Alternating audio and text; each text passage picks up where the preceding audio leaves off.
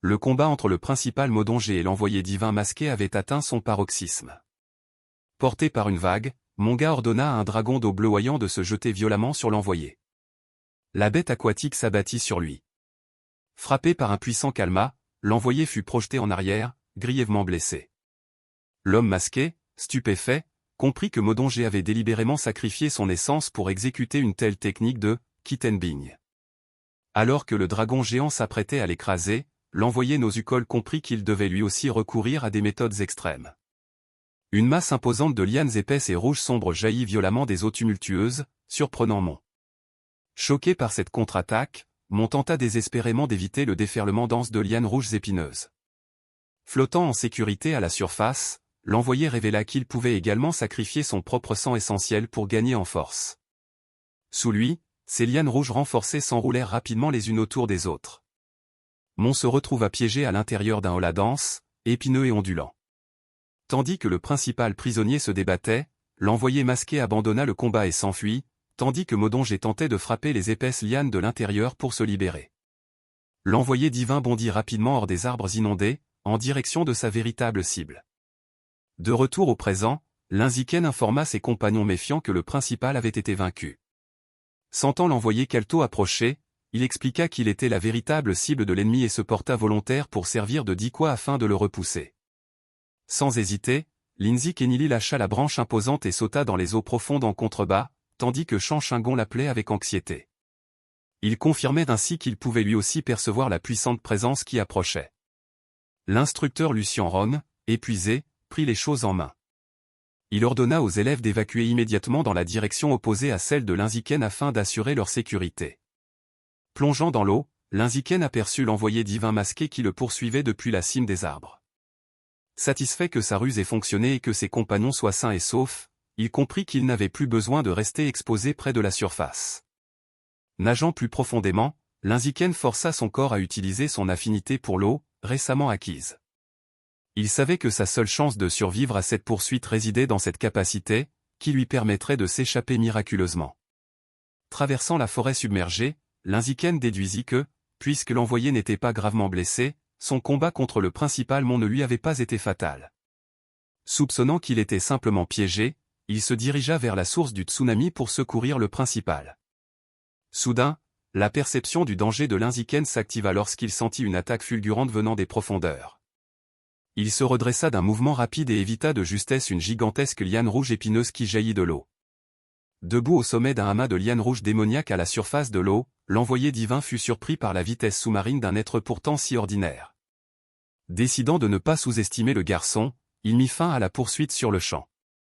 D'un geste autoritaire, l'envoyé fit s'enfoncer profondément dans l'eau l'immense amas de lianes rouges. L'un s'en fut attaqué sans relâche tandis qu'il nageait désespérément vers le fond. Cependant, l'ampleur de l'attaque était trop importante pour qu'il puisse l'éviter. L'Inziken admit qu'il y avait un gouffre entre leur force et l'endurance des lianes rouges et épineuses qui s'enroulaient étroitement autour de ses jambes, de ses bras et de son corps, le laissant complètement paralysé. Il eut l'impression que ces lianes avaient attrapé leur cible. L'envoyé divin serra le poing en signe de victoire et déclara qu'il avait enfin capturé sa proie.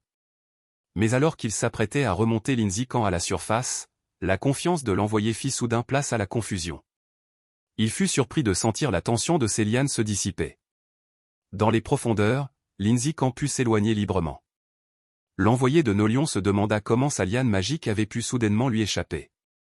Ignorant du fait que l'Inziken utilisait secrètement ses nouveaux pouvoirs de contrôle des plantes pour déjouer le piège, l'envoyé, furieux, refusa de croire ce qu'il voyait et supposa qu'il y avait eu un dysfonctionnement dans sa technique. Déterminé à ne pas laisser sa victime s'échapper, il déchaîna un amas plus dense et plus imposant de lianes rouges.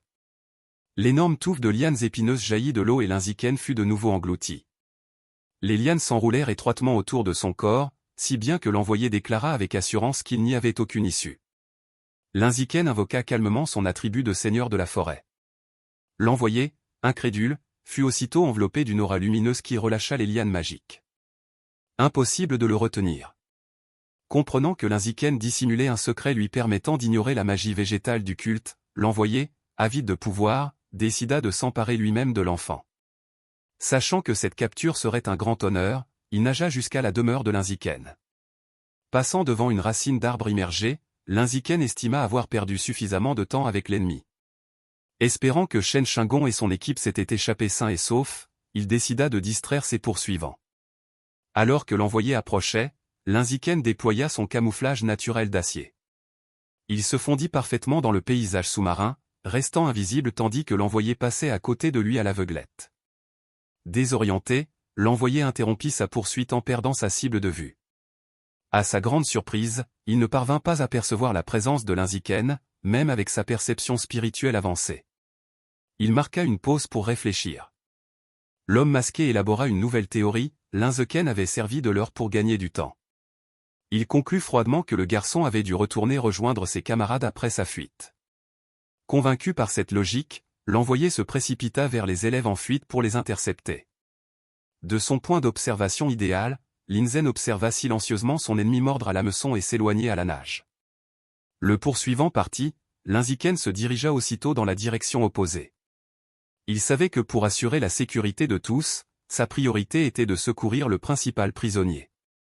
Au loin, l'envoyé divin masqué interrompit soudainement ses recherches. Comprenant que ses soupçons étaient infondés et réalisant qu'il était pris au piège dans les profondeurs, Linziken aperçut enfin les lianes rouges sombres qui se balançaient. Reconnaissant qu'il s'agissait du piège contenant le principal Monji, il s'approcha pour utiliser secrètement son pouvoir de seigneur de la forêt afin de desserrer ses liens. Avant que Linziken ne puisse intervenir, le principal Modon détruisit violemment l'épaisse cage de l'intérieur. Il se tenait au milieu des lianes brisées. Il remarqua la robustesse de la prison et se mit aussitôt à la recherche de Linziken et Shen Shinon. Linziken apparut non loin de là pour l'accueillir. Mon, stupéfait, lui demanda comment il était arrivé là. Il expliqua que l'envoyé de Kelto l'avait poursuivi et avait découvert l'endroit par hasard en fuyant. Leurs retrouvailles furent brutalement interrompues par de violentes lianes rouges jaillissant de la surface. Comprenant que l'envoyé masqué les avait rattrapés, Linziken lança un avertissement et tous deux plongèrent à nouveau pour échapper au tir mortel. Se faufilant entre les branches immergées, Modonji prit les devants. Linziken en fut propulsé à une vitesse incroyable. Le jeune homme, stupéfait par son agilité hors du commun, remarqua que, dans ce milieu aquatique, même l'envoyé ne pouvait rivaliser avec sa rapidité. Soudain, ils émergèrent de l'eau et bondirent au-dessus des arbres. À leur apparition, la stupéfaction se lisait sur leur visage face à un objet gigantesque qui les attendait. Ils poussèrent un soupir de soulagement en voyant arriver les renforts armés du district militaire central, des hélicoptères de transport, des soldats flottants et une gigantesque armure mécanique rouge. Un officier à l'intérieur du robot s'adressa au chef. Il s'excusa pour leur retard et expliqua que la base militaire avait été temporairement neutralisée par une opération spéciale du CTO. Alors qu'ils se croyaient enfin en sécurité, une alarme stridente retentit autour d'eux. Modonji et Linziken échangèrent un regard stupéfait. Modonji pensait que l'arrogant envoyé osait attaquer malgré l'imposante force militaire.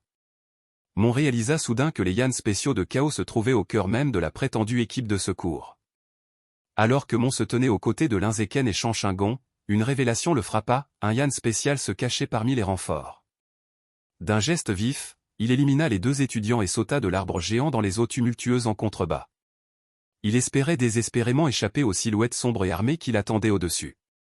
Cependant, les pigés armés plongèrent immédiatement à leur suite dans une poursuite acharnée, laissant Mon sous le choc, tous ces individus étaient en réalité des Yann spéciaux. Observant la course-poursuite haletante depuis les hauteurs, l'instructeur Léo soupçonnait que toute l'équipe de renfort faisait secrètement partie du culte maléfique du dieu plante. Conscient du danger, il ordonna d'urgence aux gardes d'évacuer immédiatement pour éviter d'être pris dans la bataille imminente. Soudain, comme une rupture dans la tension, une énorme colonne d'eau jaillit violemment du basa voisin. Monji émergea des eaux. Kargazinalan et Shen Shingon étaient sains et saufs à l'intérieur des sphères d'eau solide. Mais des silhouettes sombres et implacables, armées, apparurent à leurs côtés. Flottant désormais, complètement encerclés par des membres de la secte armée, Mon comprit avec tristesse qu'il ne pourrait plus s'échapper lorsqu'il se retrouva face au terrifiant Dr Mastman. Ce dernier déclara nonchalamment qu'atteindre un tel niveau d'évolution était difficile et suggéra d'éviter de s'entretuer. Il proposa d'épargner sa vie et celle des élèves en échange de la livraison de Linziken. Mongaban refusa avec colère l'ordre de Man et se transforma complètement en sa puissante forme de demi-dragon, prêt au combat. Le docteur Mastman, tel un tyran, le railla sauvagement, le traitant de fou pour avoir sacrifié son essence vitale et détruit son propre potentiel afin de sauver les deux étrangers. Sans violence, Mongaban invoqua les gigantesques dragons d'eau des flots environnants. Surgissant d'un angle aveuglant, les dragons d'eau géants se précipitèrent en avant. Attaque violente des cultistes flottant aux bras sombres. Profitant du chaos ambiant, Modonji utilisa un courant tourbillonnant pour forcer Linzeken et Shen Shingon à s'éloigner en lieu sûr, tout en leur ordonnant de fuir. Linzik en rattrapa Shen Xing alors qu'ils étaient emportés par les eaux et lui dit qu'ils devaient s'enfuir pour ne pas devenir un fardeau mortel pour leur courageux maître. Voyant ses cibles prendre la fuite, le docteur Massement, déterminé à les arrêter, invoqua agressivement ses grandes lianes rouges et bondit sur elles. Avant même qu'il ne puisse les atteindre, l'un des gigantesques dragons d'eau de Modonji surgit sur son chemin et le saisit dans ses griffes acérées.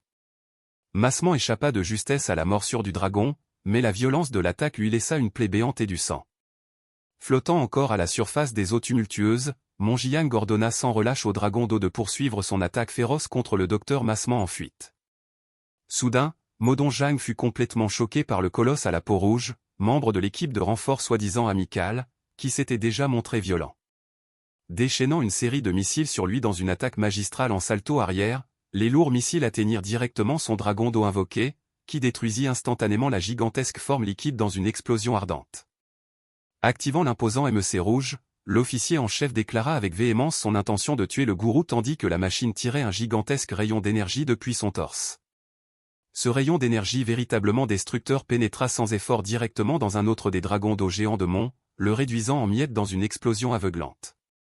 Alors que Modonji se tenait en position défensive au milieu des puissants courants tourbillonnants de ses dragons restants, l'officier en chef réalisa, le visage figé, que malgré ses attaques écrasantes, son redoutable adversaire n'avait subi que des blessures mineures. Que va-t-il lui arriver ensuite? À votre avis, que va-t-il se passer? La réponse dans le prochain épisode. Restez connectés et n'oubliez pas de vous abonner. Si vous avez aimé cette vidéo, n'hésitez pas de cliquer j'aime. Merci de l'avoir regardé. Prenez soin de vous.